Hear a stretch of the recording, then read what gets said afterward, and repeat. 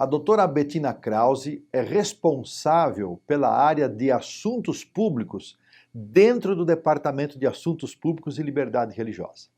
Como advogada, ela está trabalhando na Associação Geral desde 2014 e tem prestado um relevante serviço para a Igreja ao estabelecer contato com várias entidades na cidade de Washington, capital dos Estados Unidos, e sede também da Igreja Adventista do Sétimo Dia para todo o mundo. A sua apresentação, que tem como título O propósito das atividades de assuntos públicos no contexto da liberdade religiosa, destacará 4 importantes pontos que nos ajudarão a compreender com mais clareza a importância da área de assuntos públicos ligada à liberdade religiosa. É um prazer absoluto estar com vocês hoje. Li muitos relatórios nos últimos anos sobre o trabalho do APLR na divisão sul-americana e o trabalho realmente extraordinário que vocês têm feito. Os importantes relacionamentos e redes que vocês contribuíram e a maneira pela qual o nome da Igreja Adventista do Sétimo Dia ganhou destaque na esfera pública em tantos países da divisão. Então, de certa forma, acho que estou provavelmente pregando aos convertidos para dizer que a advocacia pública e os assuntos públicos realmente estão no cerne da missão adventista. Este trabalho que fazemos não é um primo pobre da missão, não é a reflexão tardia da missão. Na verdade, em muitos lugares ao redor do mundo, o trabalho do PAR é realmente central à habilidade da Igreja de até mesmo existir e trabalhar livremente. E em cada país, em cada comunidade, o trabalho do APAR pode contribuir para o bom nome da Igreja e, finalmente, permitir que a Igreja seja mais eficaz em sua capacidade de compartilhar as boas novas da salvação. Quando converso com grupos, às vezes percebo que há um pouco de confusão sobre exatamente o que o Departamento de Assuntos Públicos e Liberdade Religiosa é e faz. A parte liberdade religiosa é autoexplicativa, mas e quanto à parte assuntos públicos? Por que gastamos tempo e recursos tentando construir relacionamentos com pessoas de influência, seja na esfera da política ou das políticas públicas, ou com a comunidade diplomática de nossa nação? Em que consiste exatamente esse trabalho do PAR? Outra pergunta que recebo é: o APLR é algo que só acontece em nível nacional? Ou isso é algo que deveria estar acontecendo nas cidades e comunidades e talvez até no nível da igreja local? Bem, logo depois das mais recentes sessões da Conferência Geral, houve várias mudanças no Working Policy, ou seja, nos regulamentos eclesiástico-administrativos da AG, em relação ao trabalho da APLR. E eu acho que essas mudanças contribuem muito para esclarecer o escopo e a natureza do trabalho do APLR. Foi adicionada uma linguagem que define o propósito da PAR, em parte como posicionar a Igreja em uma posição de visibilidade, credibilidade, confiança e relevância no espaço público. E quando você pensa nisso, claramente, isso não é algo que simplesmente acontece na Associação Geral. Não é algo que simplesmente acontece no escritório da divisão. Quero dizer, isto é algo que fornece um mandato claro para cada pastor da igreja, para cada membro da igreja realmente estar envolvido em ajudar pessoas influentes e entender que nós somos, o que fazemos, em que acreditamos e como queremos contribuir para a qualidade de vida em nossas comunidades. No curto tempo que temos juntos hoje, quero compartilhar apenas 4 breves considerações. E essas são ideias muito práticas que, para mim, realmente definem e moldam meu trabalho em Washington, D.C. Mas eu acho que elas também poderiam ser aplicadas em quaisquer lugares que o trabalho da PAR ocorra, seja regionalmente ou ou dentro de uma comunidade local. O primeiro ponto que eu gostaria de compartilhar pode parecer muito óbvio, que é: esteja presente e seja visível. Eu tenho um amigo que trabalha no centro de Washington como lobista, e ele gosta de contar a história de como ele fez uma forte conexão com um de nossos principais políticos. Talvez você saiba o nome dela. Ela foi candidata à presidência, Hillary Clinton. E como o meu amigo conta a história, a senadora Clinton estava escalada para falar em um evento, mas naquele dia, toda a cidade de Washington estava praticamente fechada por uma tempestade de neve. Então ele considerou se deveria ou não ir, mas no fim, caminhou uma longa distância na neve e andou pelas calçadas geladas. Ele chegou ao local da reunião para encontrar apenas algumas pessoas lá. Mas uma dessas pessoas era a oradora, a senadora Clinton. E assim, por uma hora, meu amigo teve a oportunidade única de conversar com ela, fazer perguntas e estabelecer uma conexão que realmente ajudou muito a ele e a sua organização durante os anos seguintes. Ser visível e estar presente. Às vezes, isso parece ser muito difícil. Às vezes, até parece ser uma perda de tempo, porque não há nenhum atalho mágico. Temos que aparecer em eventos. Alguns dos relacionamentos mais úteis que fiz surgiram por acaso, porque eu fui a uma reunião, ou a um grupo de coalizão, ou um evento, ou uma recepção que eu não tinha muita certeza de que seria útil, mas eu ia e fazia amizades imprevisíveis.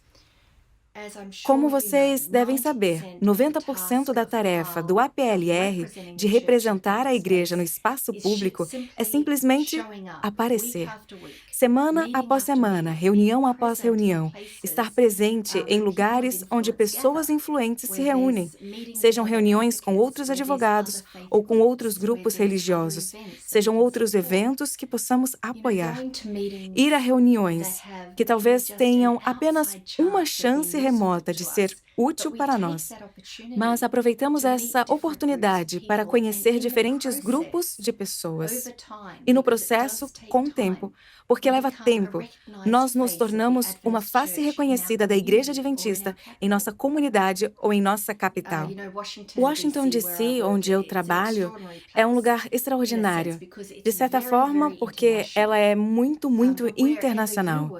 Mas onde quer que você trabalhe, é sempre útil delimitar seu terreno de defesa, elaborar fisicamente um plano das diferentes agências e instituições de influência em sua cidade ou nação.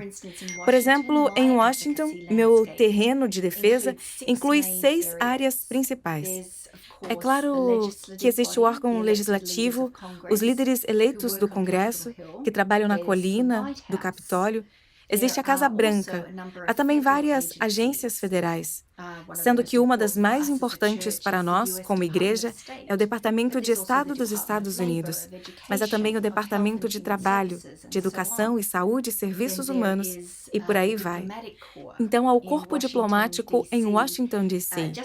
A um raio de 8 quilômetros do edifício do Capitólio, há cerca de 175 embaixadas e missões estrangeiras. Então, são diplomatas e suas equipes com quem também podemos entrar em contato. Também existem muitas organizações internacionais que têm suas sedes aqui em Washington. Tem o Banco Mundial, o Fundo Monetário Internacional e, é claro, a Organização dos Estados Americanos, que eu quero mencionar novamente mais à frente.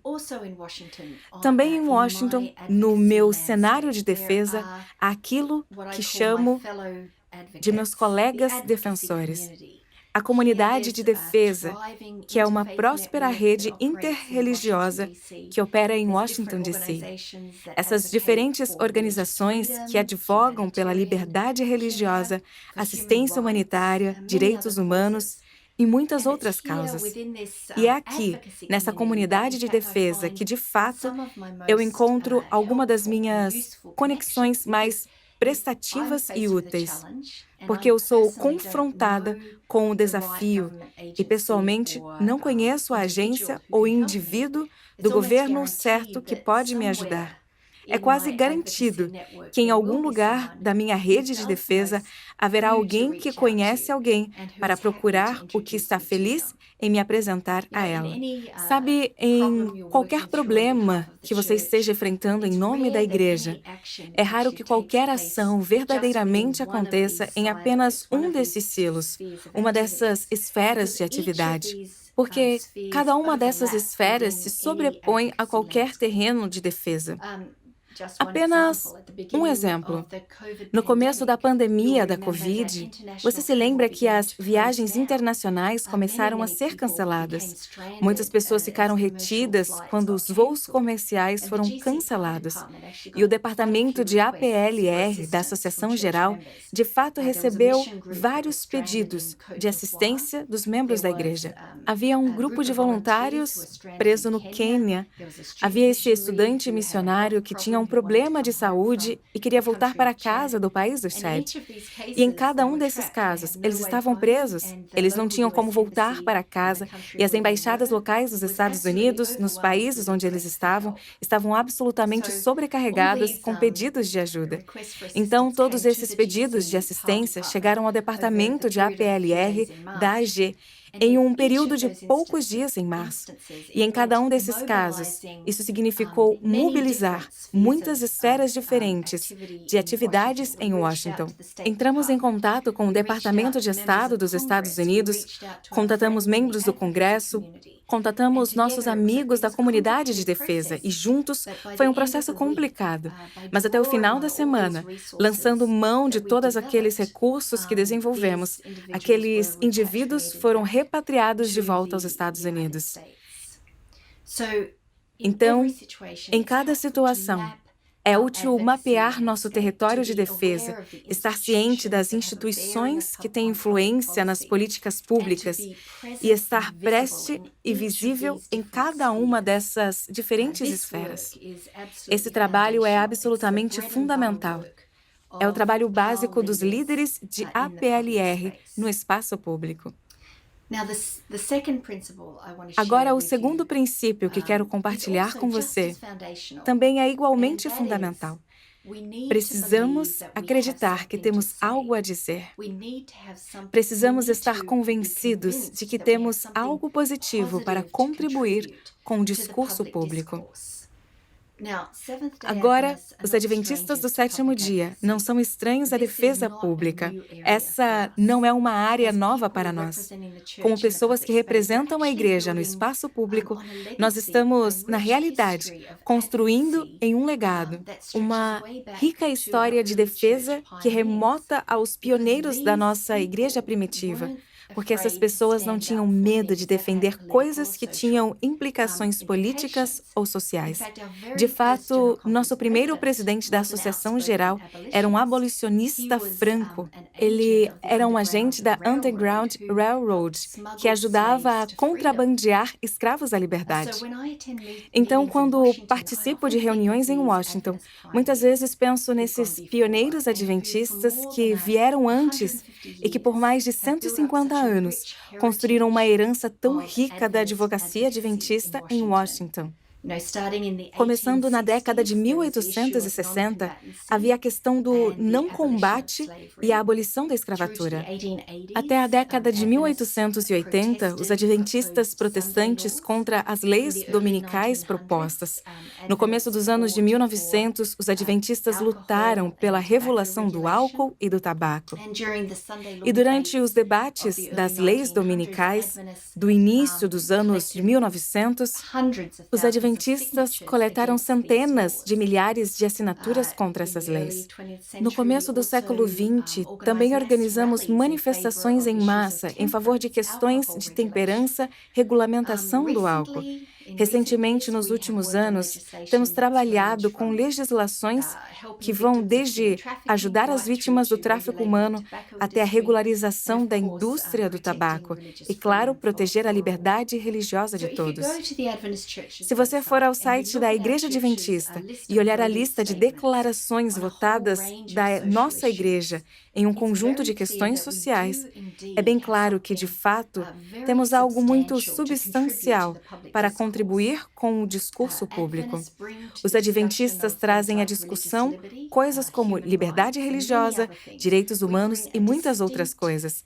Trazemos uma perspectiva teológica distinta e clara, que pode enquadrar como nos posicionamos de uma maneira única no espaço público. Alguns de vocês, a partir de seu trabalho no espaço público, podem ter encontrado um pouco de ambivalência por parte de alguns de seus membros da igreja, que questionam por que vocês estão se envolvendo em questões de política pública, especialmente se essas questões não se inserem no domínio mais aceito da liberdade religiosa.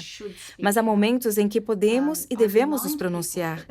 Eu lembro às pessoas que no começo dos anos 1900, Ellen White, na verdade, encorajou os adventistas a participarem de uma campanha de temperança. Ela escreveu que os adventistas falham em cumprir seu dever, a menos que usem sua voz, sua caneta e seu voto para lidar com aquilo que ela chamou de inimigo gigante, que era a indústria do álcool. Então, sim, precisamos ser atenciosos e responsáveis ao posicionar a igreja no espaço público. Mas acredito que, às vezes, causamos um dano significativo com nosso silêncio. Existem indústrias em nossas comunidades? Eu acredito que sim. Às vezes, porém, é menos complicado apenas ficar em silêncio e apenas nos manifestar se a situação realmente ameaça a nossa própria comunidade de fé. Mas, às vezes, na verdade, neutralidade é cumplicidade. Os adventistas têm uma contribuição a dar na esfera pública. Então, sim, precisamos acreditar nisso, mas meu terceiro ponto parece um pouco contraditório. Soa mais como uma nota de advertência. Ele coloca uma pausa nessa primeira ideia de se envolver com a esfera pública. E esse é um princípio que, para mim, tem uma importância abrangente. E isso é, ao nos envolvermos com as questões e ao trabalharmos cooperativamente com líderes governamentais e outras pessoas de influência, sim, devemos trabalhar cooperativamente, mas nunca, nunca devemos ser cooptados. Nunca devemos ser usados. Trabalhe cooperativamente, mas não seja cooptado. Ou, para ser muito franca, não podemos permitir que nossos esforços em desenvolver acesso e influência nos levem a sermos usados por aqueles que realmente estamos procurando influenciar. Algumas vezes por mês, participo de uma teleconferência para líderes religiosos e defensores de toda a América. E eu não vou falar o nome do político que está por trás dessas ligações, mas deixe-me dizer que é um político conhecido internacionalmente, que está prestes a ser reeleito. Mas o propósito dessas ligações é, aparentemente, fornecer informações legais aos líderes religiosos para que eles saibam sobre o desenvolvimento na lei ou na política que podem impactar as comunidades religiosas, ou para dar-lhes a oportunidade de fazer parceria com o governo em questões como educação, assistência médica ou cuidados humanitários. Então, todas essas coisas valem a pena. Esse pode ser o objetivo declarado dessas ligações, mas a realidade é um pouco diferente e especialmente agora que estamos chegando cada vez mais perto das eleições. Durante os últimos meses, ficou cada vez mais claro que essas ligações são mais para angariar apoio político.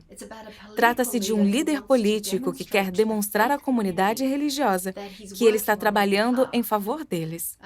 O funcionário que faz essas ligações geralmente diz no final: lembre-se, domingo está chegando e vocês poderão compartilhar todas essas informações sobre como estamos cuidando de seus interesses.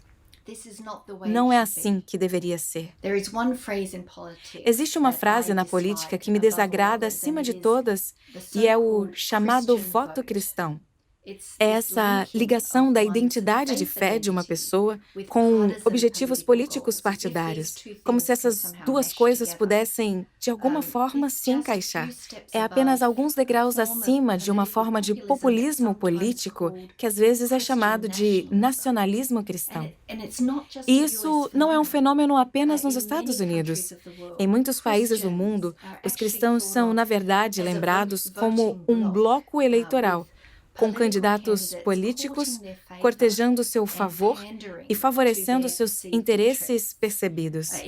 Essa ideia pressupõe que os cristãos podem, de alguma forma, ser considerados em equações políticas e invocados para promover interesses políticos. Agora, como defensores adventistas individuais, acredito que muitas vezes enfrentamos um perigo semelhante em nível pessoal. Sim, precisamos trabalhar cooperativamente com governos, com outros defensores, com outros grupos religiosos.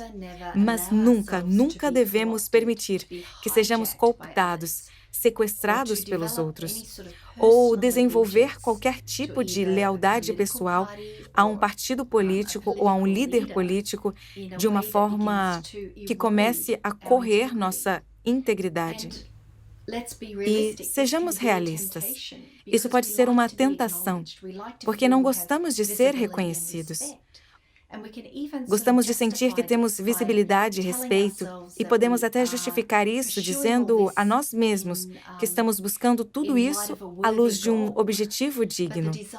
Mas o desejo de influenciar política e acesso, mesmo que seja em apoio a importantes assuntos religiosos, pode ser moralmente corrupto e distorcer nossa bússola moral. Um estrategista político de um antigo presidente dos Estados Unidos disse recentemente que achava que os líderes religiosos são um grupo constituinte mais fácil de influenciar na América. Por quê? Porque eles não pedem muito. Esse estrategista disse: tudo que eles precisam é de uma reunião de alto nível, uma oportunidade para foto e algumas palavras de elogio. Novamente, não é assim que deveria ser. Em nosso trabalho em Washington, frequentemente enfrentamos o desafio de trabalhar com instituições governamentais dos Estados Unidos, sem criar a percepção ou mesmo a realidade de que somos uma ferramenta ou um instrumento de política externa dos Estados Unidos, ou de que somos apoiadores de qualquer partido político em particular. Para você, em seu contexto local, os detalhes de seus desafios serão diferentes, mas na essência o desafio é o mesmo: trabalhar cooperativamente com governos e com os outros quando temos objetivos em comum, mas nunca ser cooptados, nunca permitir que você ou que o nome adventista seja desviado para propósito de outra pessoa. O último princípio que eu gostaria de compartilhar com vocês hoje é: manifestem-se pelos outros, porque acredito que nossa voz é muito mais poderosa quando não apenas defendemos nossa própria igreja e os interesses dela. Deixe-me dar um exemplo disso. Recentemente, eu conheci dois senhores em Washington que me impressionaram profundamente. O primeiro é um jornalista da Índia.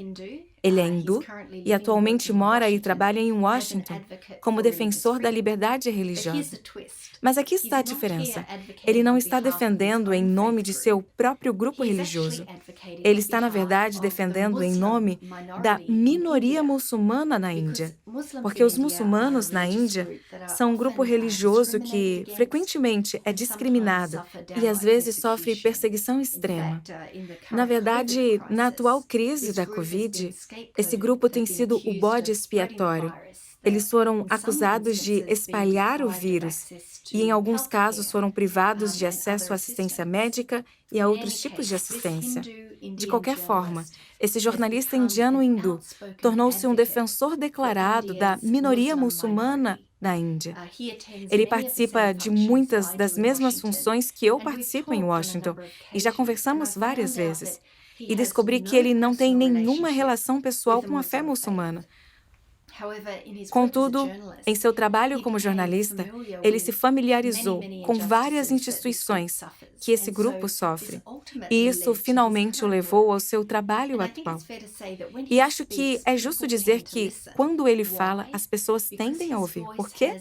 Porque a voz dele tem uma ressonância moral, porque ele não tem nenhum interesse pessoal no assunto, além de um simples senso de solidariedade humana para com aqueles que são perseguidos. O segundo senhor que me impressionou profundamente é, na verdade, um porta-voz do sikhismo. Agora há cerca de 25 milhões de sikhs no mundo, a maioria deles na Índia e nos países vizinhos. E como uma minoria religiosa, onde quer que eles morem, frequentemente sofrem perseguições. Em qualquer caso, vi esse homem do outro lado da mesa em um grupo de trabalho do congresso do qual eu participo. E claro, os sikhs usam um adereço de cabeça distinto, o dasta. Então eu sabia que ele era um sikh.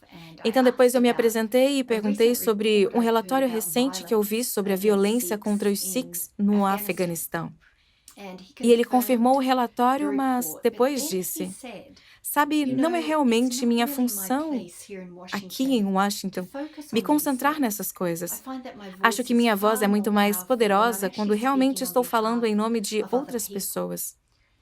E, enquanto conversava mais com ele, descobri que seu portfólio de advocacia era basicamente preenchido não com assuntos sikhs, mas com assuntos relacionados a outras minorias religiosas. É nisso que ele se concentra, porque acredita que, fazendo isso, ele faz a reputação e o nome de sua comunidade bem melhor do que simplesmente reclamando sempre do tratamento de seu próprio povo. E então eu me pergunto e faço a pergunta: como defensores adventistas, estamos preocupados com mais do que apenas nossos próprios direitos e liberdades? Estamos nos engajando em questões mais amplas? Como adventistas, realmente temos a herança de falar em nome de mais do que apenas nós mesmos. Porque quando defendemos a liberdade religiosa e a liberdade de consciência, estamos defendendo todas as pessoas, muçulmanos, hindus, ateus, testemunhas de Jeová, católicos, todas as pessoas.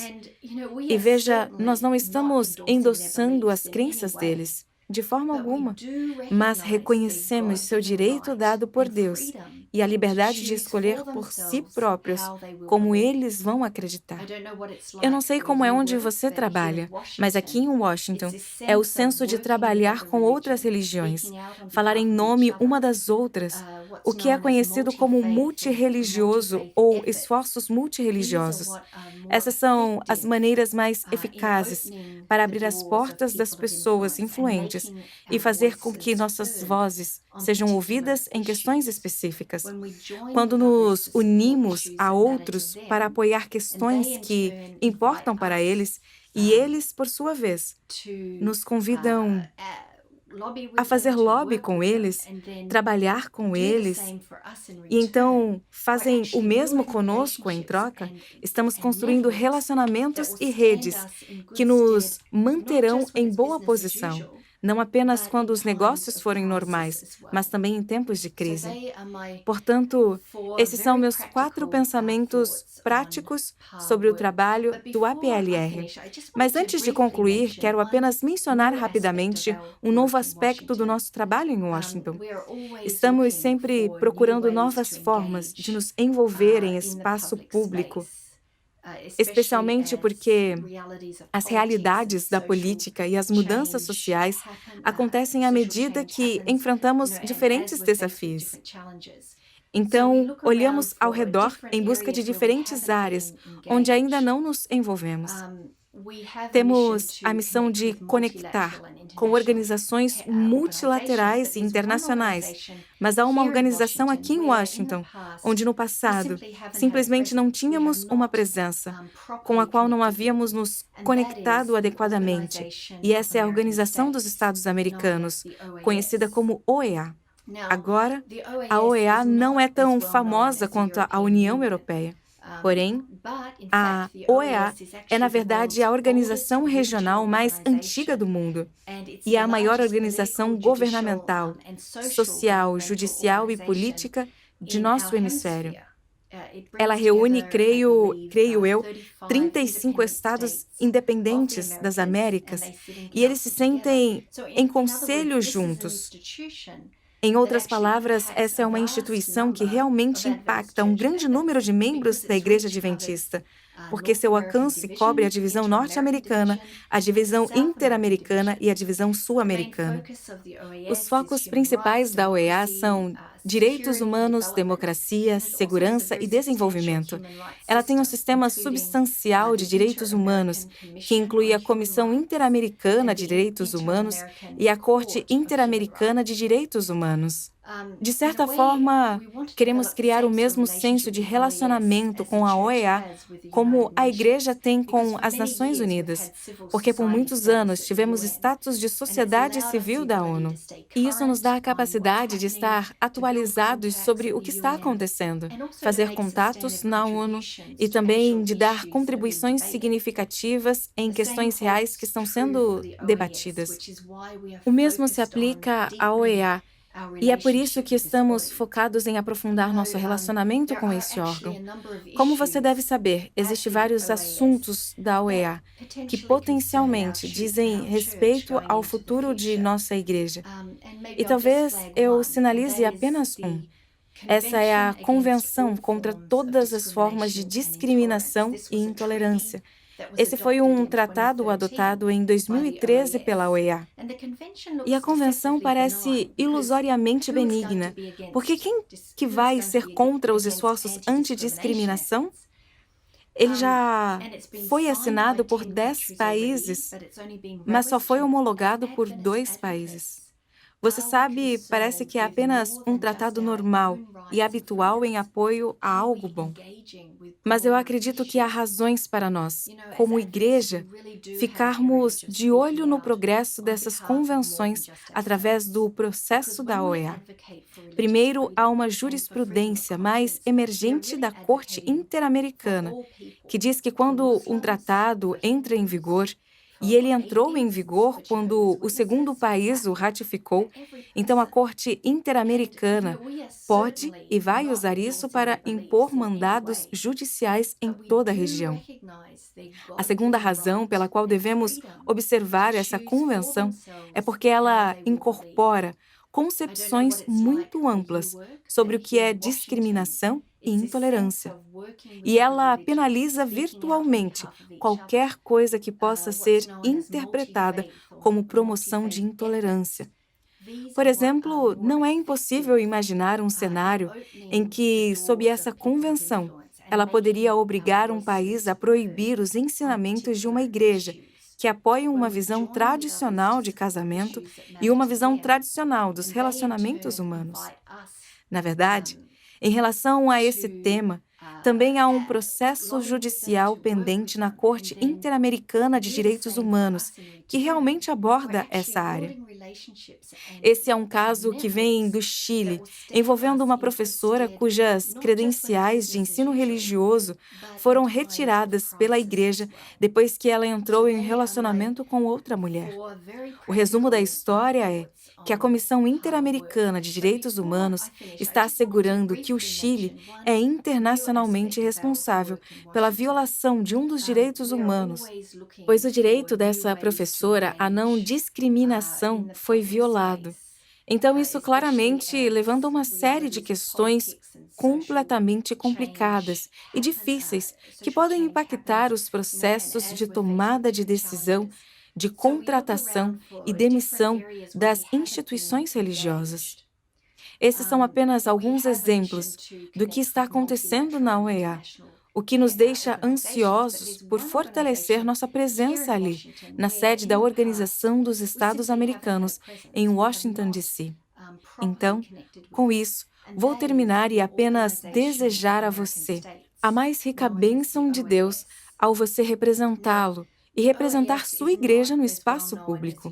E oro para que onde quer que vivamos e trabalhemos, continuemos posicionando nossa igreja em uma posição de visibilidade, credibilidade, confiança e relevância em nossas comunidades e em nossas nações. Deus abençoe.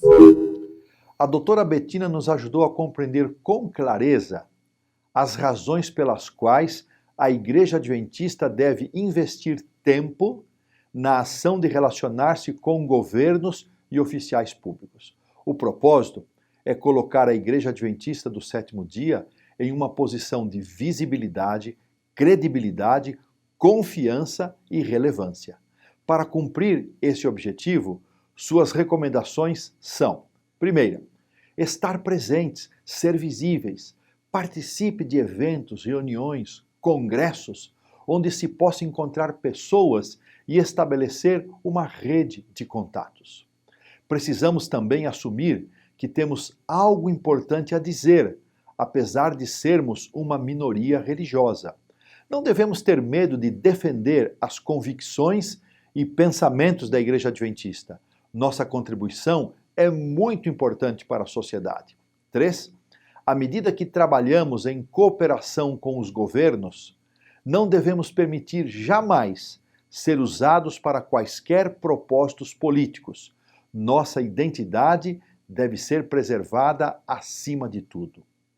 4.